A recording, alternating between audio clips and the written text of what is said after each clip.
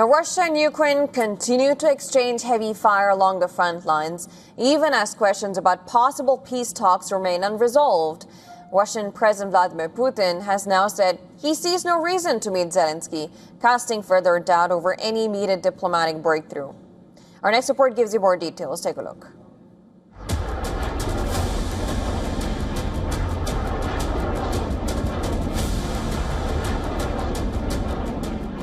A Ukrainian drone attack sparked a large fire at an oil depot in the town of Ust-Labinsk in Russia's southern Krasnodar region. Local authorities said there were no casualties, though around 60 residents were evacuated as a precaution. Officials also reported damage to windows in nearby buildings. Video from the scene showed flames and thick smoke rising from the facility.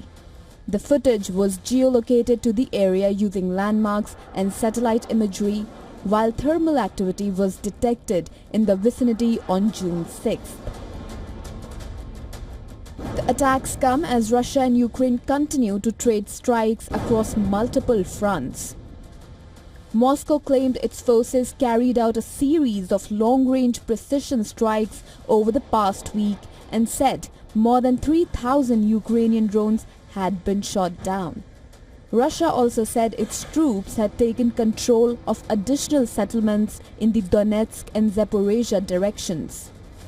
Kiev, meanwhile, reported more than 270 clashes along the front line in just 24 hours. And said its forces had struck Russian command posts, troop concentrations and artillery positions.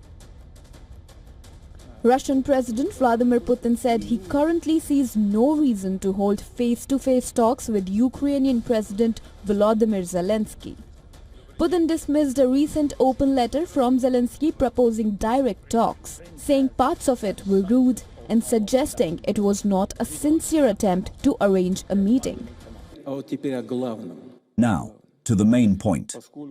Since the Ukrainian side has deemed it possible to publicize our relations in this area, to move to a public discussion, a public debate, which, in my view, is not entirely appropriate, if not entirely wrong, this gives me the opportunity and the right to speak about certain things that few, if any, people know about yet.